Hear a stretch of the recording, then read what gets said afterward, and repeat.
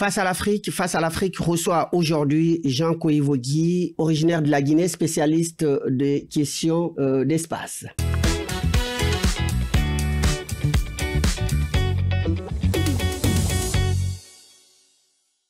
Mesdames, Messieurs, bonjour. Donc, vous êtes sur Afrique 1 dans l'émission Face à l'Afrique. Donc, je reçois aujourd'hui Monsieur Jean Koivogui, donc, qui est originaire de la Guinée.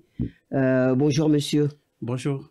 Merci d'avoir accepté notre invitation. Donc, je vous demanderai de bien vouloir vous présenter à nos téléspectateurs. Bonjour à toutes, bonjour à tous. Je suis très honoré d'être parmi vous aujourd'hui, de présenter mes activités et ma vision pour l'Afrique. Donc, je m'appelle Jean Koivogui, je suis originaire de la Guinée, je suis dirigeant d'une start-up qu'on appelle Copernilabs, qui évolue à la fois dans l'intelligence artificielle et ce qu'on appelle communément le New Space. Ce sont des activités liées à la démocratisation du spatial en général. Donc, bien avant cela, j'ai aussi dirigé deux autres startups. Une première qui s'appelait Technatium, qui faisait du traitement d'images et qui m'a poussé effectivement à militer dans ce secteur parce que j'avais compris que l'Afrique était en manque de ces technologies.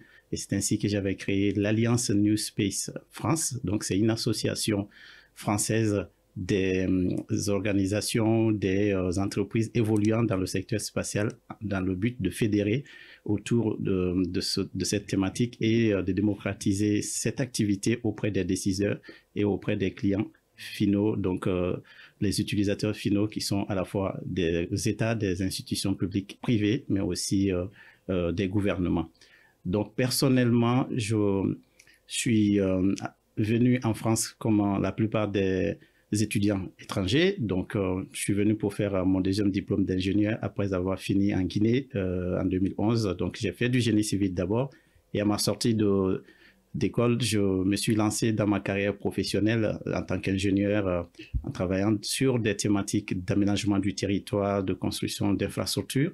Et par la force des choses, j'ai réussi à travailler dans des grands projets d'envergure comme le Grand Paris, etc., qui m'ont permis de comprendre l'utilisation effectivement des données géospatiales, notamment appliquées à l'aménagement du territoire, notamment des questions de gestion du cadastre. Et c'est là le déclic m'était venu parce que j'ai fait le corollaire avec l'Afrique en comprenant qu'en Afrique, effectivement, on avait besoin de ça, comme les questions liées effectivement aux problématiques foncières, les cadastres, les questions liées à la vente multiple des terrains. Donc, il fallait trouver des solutions pour numériser et digitaliser afin de lutter contre la fraude foncière. Et c'est dans ce sens que j'avais développé une solution, d'abord, d'une part, que j'avais nommée Conakry Navigateur, qui avait pour objectif de pouvoir géoréférencer, c'est-à-dire attribuer une adresse à chaque entité publique et privée à Conakry et après en faire effectivement une application de mobilité, mais aussi une application de cartographie. Alors, cette expérience m'avait permis de comprendre qu'au-delà de la géolocalisation classique, on avait des opportunités à saisir, notamment sur à la fois le cadastre, mais aussi l'aménagement du territoire au sens large. Et au regard du fait qu'on n'était pas encore très prêt, très mature, j'ai réalisé qu'on ne pouvait pas en ce moment-là réussir dans cette activité sans comprendre et utiliser les données liées au spatial, notamment l'imagerie satellite, les données géolocalisées et des systèmes de navigation qu'on appelle GNSS, donc les systèmes de positionnement de navigation et tout. Donc, cela m'a permis de me former dans ce domaine, de faire un automaster à l'Institut européen de la durabilité de l'innovation en Italie, dédié sur l'entrepreneuriat dans le spatial et qui m'a ouvert les yeux pour comprendre les enjeux au-delà des problématiques uniquement cartographiques, mais stratégiques.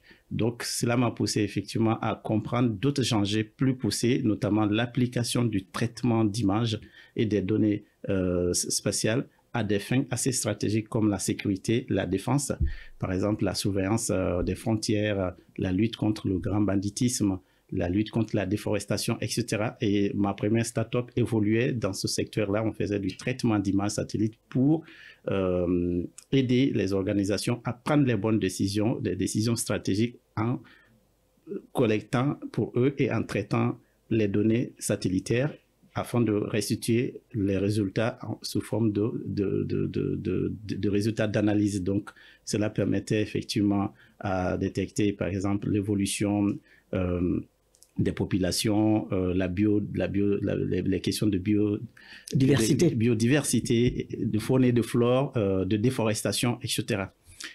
Et récemment, en travaillant également sur cette thématique-là, l'avènement de l'IA nous a permis de savoir aussi que l'utilisation des données satellites est certes importante, mais savoir les gérer efficacement et de façon beaucoup plus efficiente demande des outils.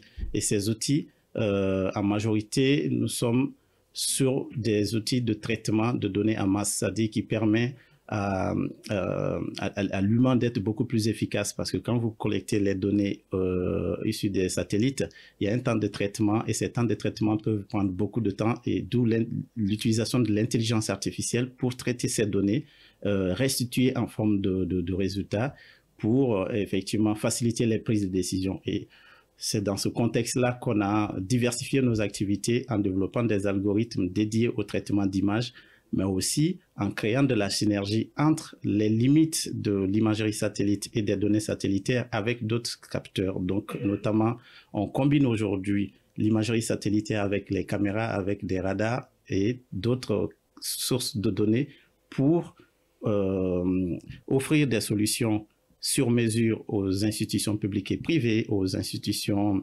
gouvernementales, afin d'anticiper les prises de décision. Et ça va dans plusieurs thématiques. Aujourd'hui, nous sommes sur des secteurs stratégiques, notamment dans le transport, dans la lutte contre la criminalité galopante dans nos pays, notamment dans le Sahel, la surveillance des frontières. À titre d'exemple, au niveau de l'Ukraine, pour rester un peu dans l'actualité, c'est grâce aux imageries satellites que le front ne bouge pas, que les deux parties qui sont en guerre aujourd'hui parviennent effectivement à détecter les positions des uns et des autres et à se prémunir effectivement. Donc nous, on fait les mêmes exercices quand on collecte l'imagerie satellite grâce à nos algorithmes qu'on entraîne pour reconnaître des motifs, c'est-à-dire ça peut être les regroupements de troupes, ça peut être les personnes qui se déplacent, ainsi de suite, les blindés, ainsi de suite, et on transmet ces informations-là. Donc, au-delà de ça, dans le milieu urbain aussi, on a des applications aujourd'hui qui font de la surveillance au niveau, par exemple, des événements culturels et sportifs. Là, on a signé un contrat en Côte d'Ivoire avec une institution de transport pour surveiller le réseau des transports, détecter les comportements à risque, détecter toute tentative d'intrusion ou de dégradation, de terrorisme. Donc, ça englobe plusieurs thématiques, plusieurs sujets. En fonction des cas d'usage, nous, on adapte nos stratégies et nos outils afin d'apporter des solutions sur mesure pour aider les institutions à trouver des solutions. Donc, voilà un peu ce que nous faisons.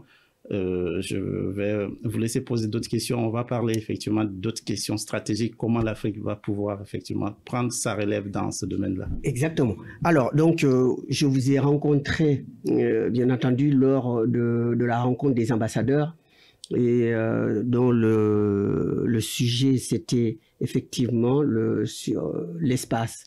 Donc, on parlait d'espace. Donc, c'est un domaine qui est assez mal connu de l'opinion publique africaine. Et donc, on avait d'ailleurs cité quelques pays qui sont à la pointe de cette technologie en Afrique, notamment l'Afrique du Sud, l'Égypte, le Sénégal, pour ne citer que ceux-là. Mais qu'est-ce que vous pouvez expliquer au grand public aujourd'hui, cette lutte pour la conquête de l'espace, en effet?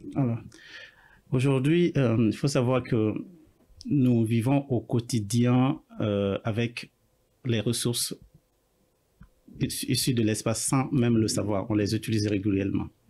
Sauf que dans le contexte africain, ces solutions ou les outils qu'on utilise issus de l'espace ne proviennent pas des acteurs africains. Donc, ils sont commandés par d'autres fournisseurs.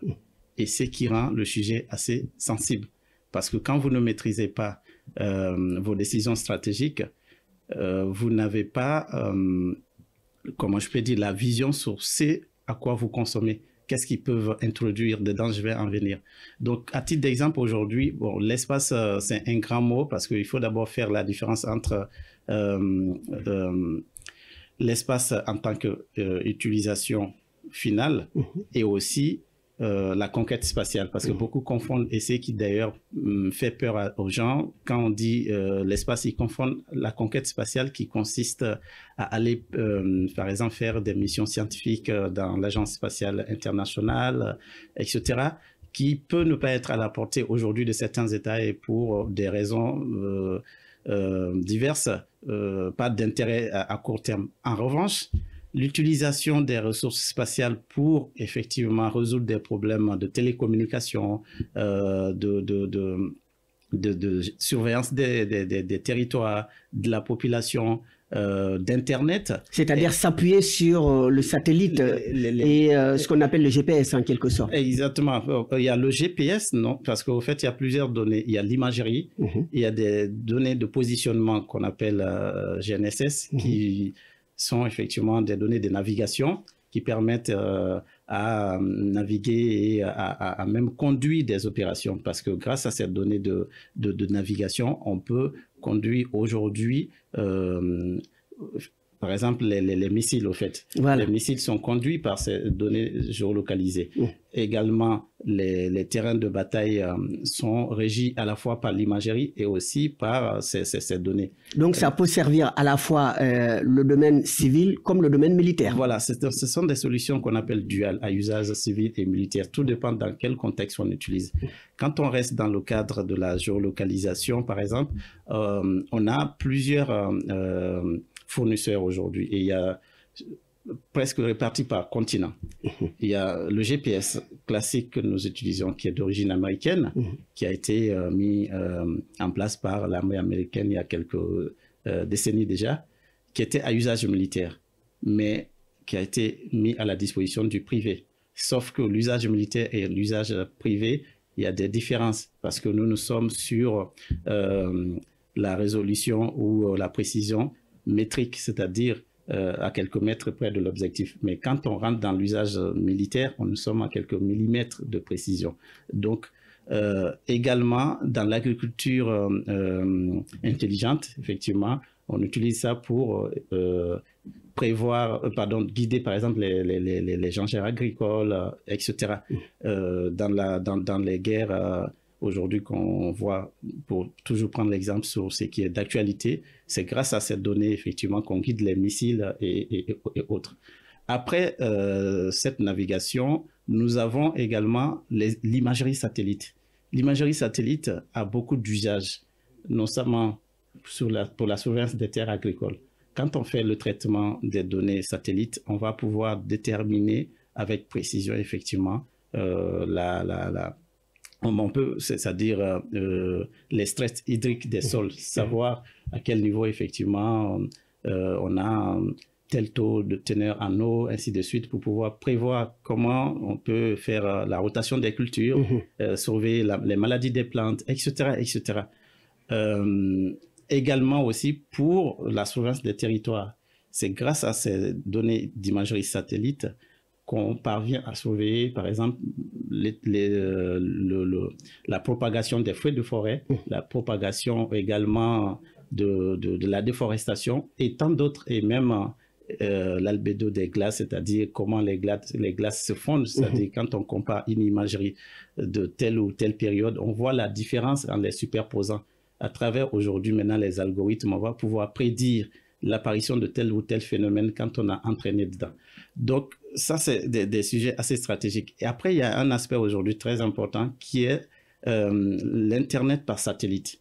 Parce qu'on a vu Starlink qui aujourd'hui a démocratisé ce secteur Parce qu'avant, effectivement, on a la fibre optique, la DSL, l'Internet par câble. Mais sauf qu'on ne peut pas tirer les câbles ou les antennes partout dans les coins les plus reculés. Mais grâce aux satellites, on peut servir n'importe quel endroit parce que les satellites sont à un niveau, effectivement, qui les permettent de tourner autour de la Terre et de donner, effectivement, des informations. Des informations précises. Précises, très précises. Donc, l'Internet par satellite aujourd'hui permet de désenclaver les zones très enclavées par rapport aux moyens de télécommunication. Et c'est d'ailleurs pourquoi il est beaucoup plébiscité et il devient indispensable pour les États de se doter de ces outils-là. À titre d'exemple, pour Elon Musk qui a démocratisé cela aujourd'hui, récemment en France, quand il y a eu les événements à Mayotte, l'État français n'avait pas de solution alternative parce que les tsunamis ont détruit effectivement les antennes de télécommunication ou les câbles et autres. Donc, ils sont obligés de passer par le satellite. Et de passer par le satellite. D'Elon Musk. Exactement. Qui avait ces solutions, c'est Elon Musk. Et malgré effectivement les tractations entre Elon Musk et l'État, ils sont passés par Elon Musk.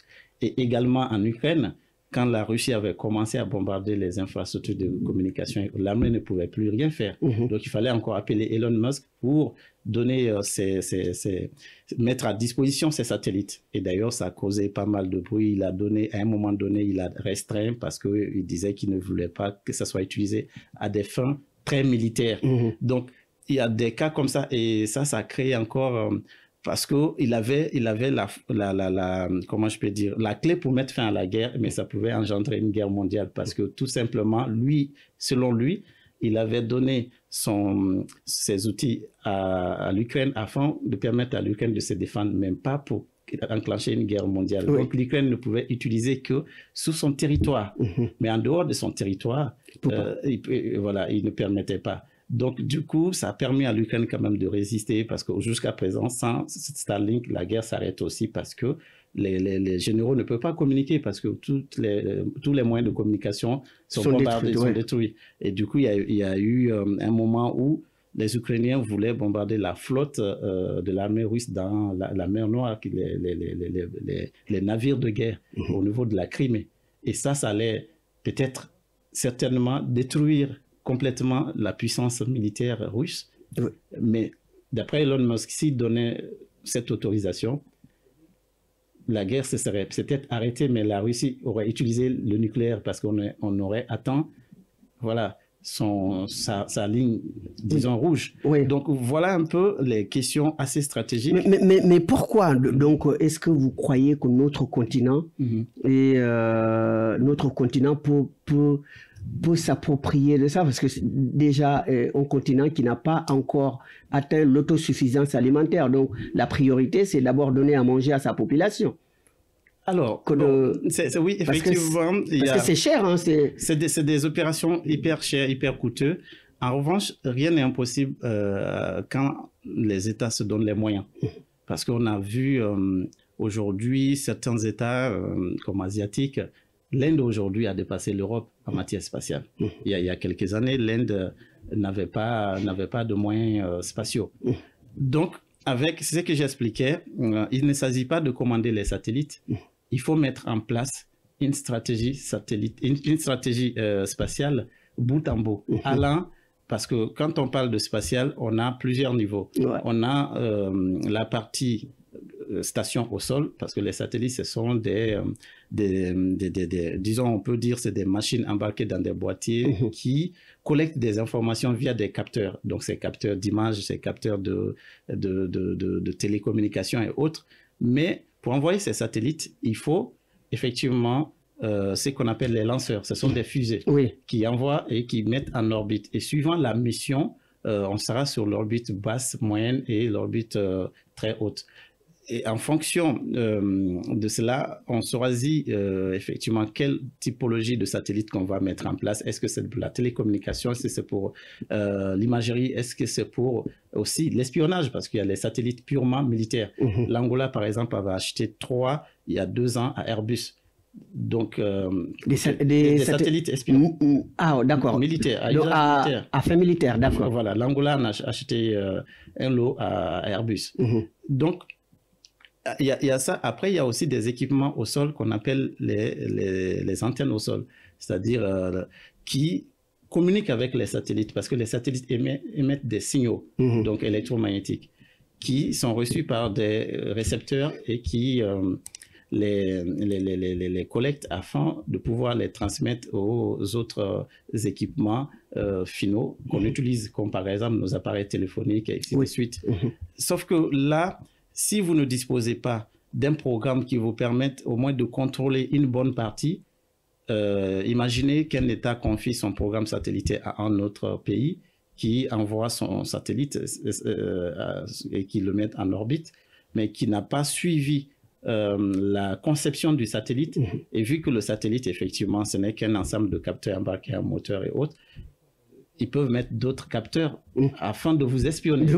Ah oui, d'accord. Voilà. Donc, d'où l'important pour les Africains, les États africains, de mettre en place des programmes afin de permettre de comprendre tout le processus de la conception jusqu'à la fabrication. Oui, mais est-ce qu'il y a assez d'ingénieurs comme vous formés suffisamment pour ça? Parce que voilà. Et d'ailleurs, c'était le plan qu'il fallait faire, c'est-à-dire mettre en place un programme qui va de la formation des écoles, de la coopération internationale, jusqu'à la mise en place, effectivement, des constructions de programmes bout en bout, c'est-à-dire transfert de technologie. Les pays dont on parle n'avaient pas de programmes spatiaux avant, la Chine et autres, mais ils ont réussi à le faire par des systèmes de transfert de technologie. Ouais. Et ils ont mis en place des formations. Aujourd'hui, beaucoup d'Africains sont formés dans des meilleures universités, des meilleures écoles. Il suffit de les faire appel et de créer des écoles afin qu'ils puissent transmettre et à créer des partenariats aussi avec des entreprises privées qui, elles, ont des compétences et les exiger afin qu'ils puissent transmettre leurs compétences, leurs savoir-faire, moyennant les contrats. Et cela permet de former au fur et à mesure, ou permettra de former au fur et à mesure des ingénieurs et des chercheurs qui vont prendre le relais au fur et à mesure. Parce que sinon, la dépendance stratégique continuera jusqu'à X temps, et ce qui est vraiment dommage pour l'Afrique. Aujourd'hui, on voit beaucoup de zones à forte tension en Afrique, sans citer un pays, que ce soit au nord de l'Afrique, dans la corne de l'Afrique, en Afrique australe. Et les données satellitaires peuvent jouer un rôle très important. Mais vu qu'ils n'ont pas la maîtrise de la technologie, ils n'ont pas les entreprises qui savent le faire, forcément, ils vont dépendre de l'extérieur. Et mon intervention lors de la conférence de l'Afrique, des ambassadeurs sur les sujets spatiaux était liée à cela. Au-delà des satellites, il faudrait que les États mettent en place des programmes spatiaux bout en bout, allant de la formation des personnels, de la construction d'écoles spécialisées, d'universités spécialisées, à un programme qui prenne en compte toute la partie jusqu'à la mise en orbite, quitte à le faire progressivement, mais ne pas continuer à dépendre de les autres. Oui. Ouais. Et à votre avis, donc, il y a des États quand même qui ont une légère avance par rapport à d'autres. Bien sûr. Vous les avez cités d'ailleurs la dernière fois. Donc, qui sont-ils ces États et qui sont aussi derrière eux qui ont réellement envie de mettre en place ces projets-là? Alors, aujourd'hui, il y a beaucoup d'États qui avancent malgré effectivement les imperfections, mais c'est déjà un grand pas. On peut citer l'Afrique du Sud qui est très en avance, bon, vu au regard de son passé. Oui. Il y a l'Égypte, le Kenya, récemment, le Sénégal a lancé ses premiers satellites. Mais également, on a même le Nigeria et tant d'autres gens passent. Et aussi, ce qui est encourageant, on a l'Agence spatiale africaine qui vient d'être créée.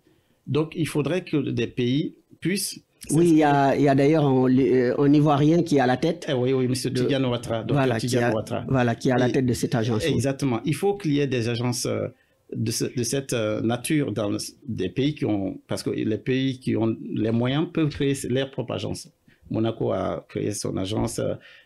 Beaucoup de petits pays, entre guillemets, petits par la taille, certes. Est-ce qu'il y a possibilité qu'ils se mettent ensemble, dans ce cas, les pays africains? Mais le gros problème, c'est de s'entendre. De s'entendre, parce qu'on peut créer des programmes sous-régionaux, par exemple. La Guinée peut s'associer avec 2 ou 3 pays pour mutualiser, comme l'Europe l'a fait. Et justement, en parlant de la Guinée, parce que vous êtes originaire de la Guinée, bientôt, donc, nous arrivons au terme. Est-ce qu'aujourd'hui, vous aussi, vous souhaitez que la Guinée soit dans ce club bien fermé et que vous jouiez un rôle dans ce processus?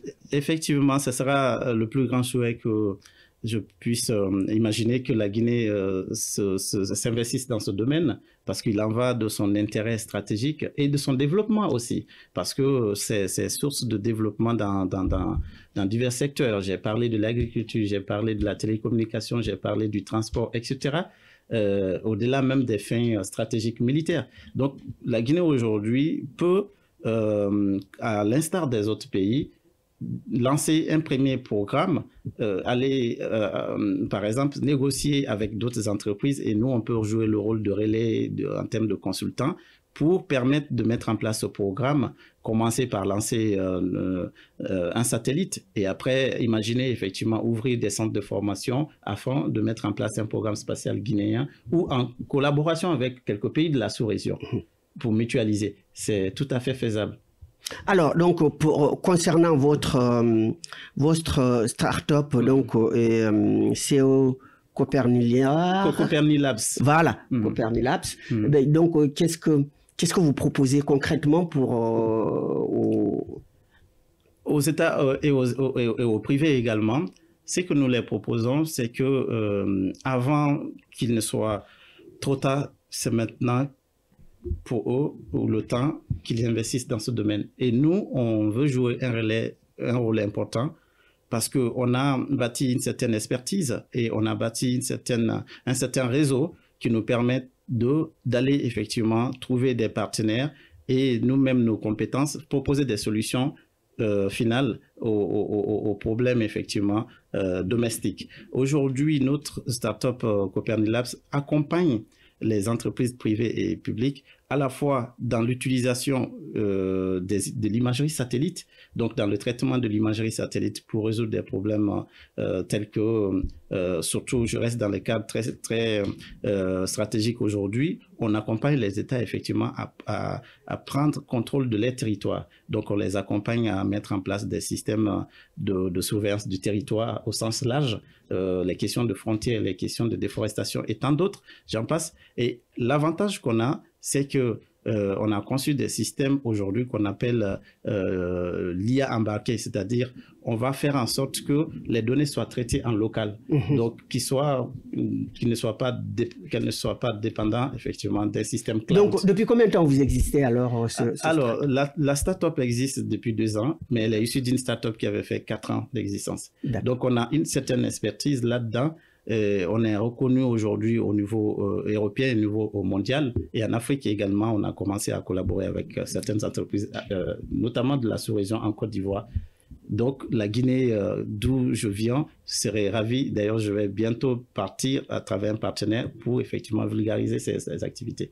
Très bien, nous arrivons au terme de l'émission, hein, très passionnant, très intéressant, parce que c'est un domaine, comme on le dit, très mal connu en Afrique. Surtout. Et donc, de toute façon, nous aurons l'occasion encore de vous recevoir sur ce plateau pour venir nous dire l'avancement des pays qui adhèrent à cette idée donc de la conquête d'espace, et puis aussi de se doter de ces moyens de surveillance, surtout civils, et qui peuvent contribuer au développement. Eh bien, je vous remercie, mesdames, messieurs, d'avoir suivi cette émission. Donc, monsieur Jean Koyevogi, donc je vous remercie d'être venu sur notre plateau, nous expliquer donc ce domaine, ce domaine de l'espace, ce domaine qui est mal connu, comme on dit, mais j'espère que votre intervention permettra à beaucoup de nombre d'Africains de comprendre un peu l'enjeu de de ce domaine. Mais je vous remercie d'avoir accepté notre invitation. Je remercie nos téléspectateurs donc d'avoir suivi cette émission. Je remercie la régie Faisal Sidiki d'avoir assuré donc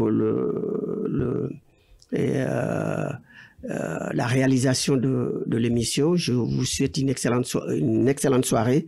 À très bientôt sur Afrique 1 dans l'émission Face à l'Afrique.